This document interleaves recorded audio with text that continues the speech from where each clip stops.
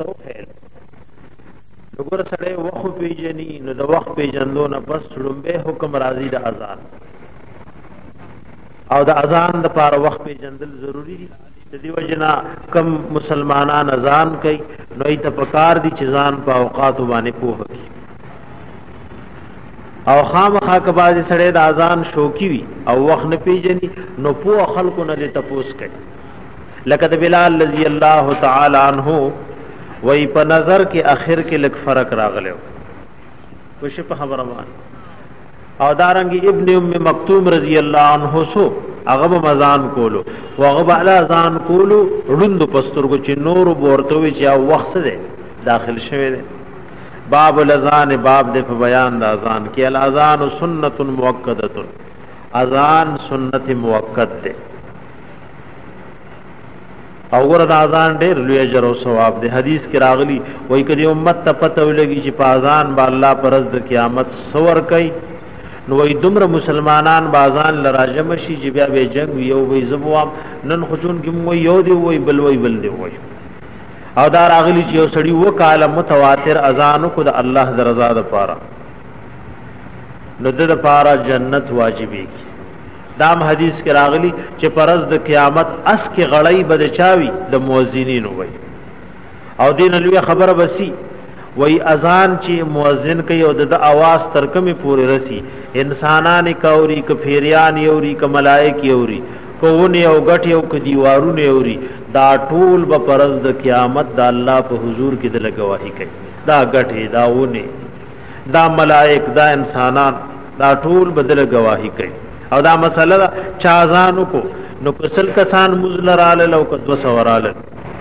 نو د پامل نامه کې دا 200 منذور ثواب لیکل کی ویګي خبر بس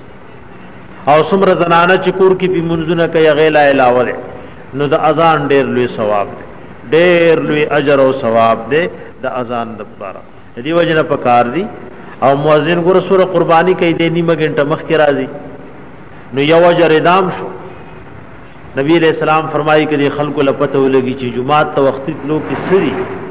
نو دای په دې باندې یو بل سره وجنګ یو مؤذن مخ کې راځي او چې مخ کې راځي او دسم کړي نو ګورن هر مز نمخ کې کم مستحب نفل چې عام دی ادا کی بیا د مس په انتظار کې اوسره جمعات کې ناشته نو کو تلاوت او ذکر کوي نو دا نور نه لا نور خبره ده او کو چپ ناس سے نوم داسې ولې لیکل کېږي لکه سړی چې په مس کې لګیا ده ځکه د موز انتظار داسې دی لکه موس چې سړی کوي د موز انتظار سره او دا الله ململه او ګره دا د یو شریف انسان دا طریقې چې د ملمه سمره عزت او احترام کوي نو رب العالمین چې سمره لوی شان والے آب د خپل ملمه سمره اکرام بس سریدل نو د مؤذن ډیر لوی اجر او ثواب دی هغه خلک یقینا ډیر لوی بابرکت او خیر والا خلق دی چې الله د اذان خو خالص د الله د رضا لپاره کله شیطان مونږ په سیولګي نو سره ټول مرزان مو کی خو په خلکو احساني چې رز خو تاسو د پار اذان کو او زداسي کوم نه لله فی الله چې خالص وي د الله رضا مقصدی الاذان سنت مؤکده اذان سنت مؤکده ده للصلوات الخمس د پار د پینزو منزونو والجمعه او د پار د جمعې مبارک دون ما سواها نه د دین سوا د بل مزد پار اذان نشنا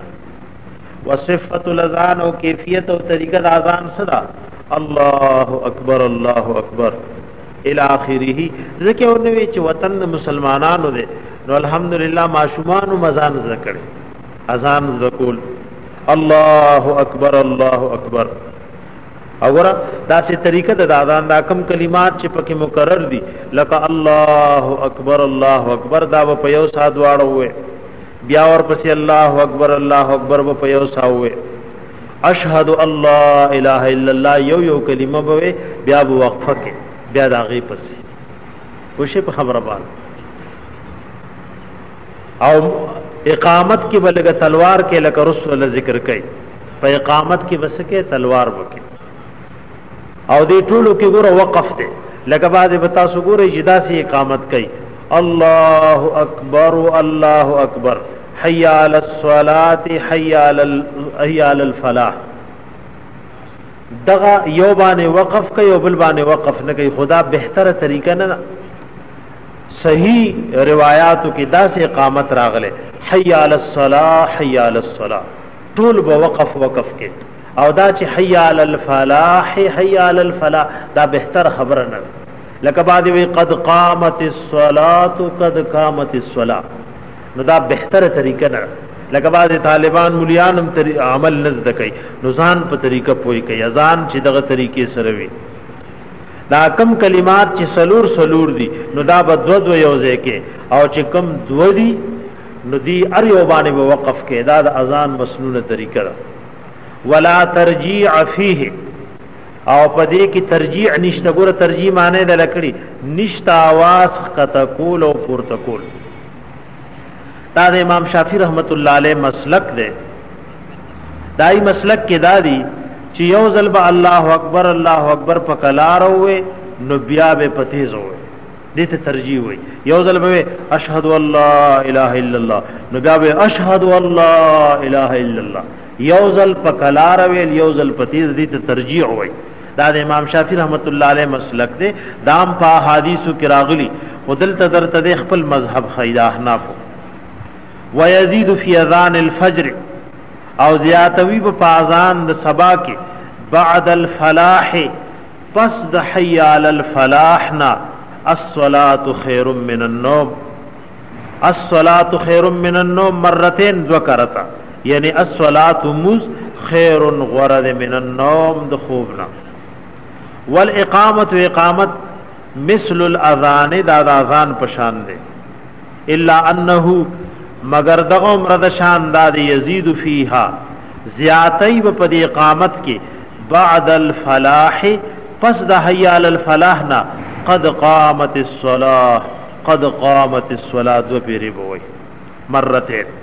او ګره دا بیا ساتي یعنی اذان او اقامت دواړه وقف بکې. وقف سلوي لکه ګورې دی قد قامت الصلاة قد قامت الصلاة، او دا چې وایي چې قد قامت الصلاة قد قامت الصلاة نو دا څه بهتره خبره ده. جواز قدر لبیوی خو مسنونه طریقه دا بدل. ويترسل فی الاذان روال بکوی په اذان کې، اذان دې په کلار کوي. ويحضر فی الاقامه، او جلدی بکوی په اقامت کې. اقامت کولو کې جلدی او په اذان کولو کې سدي.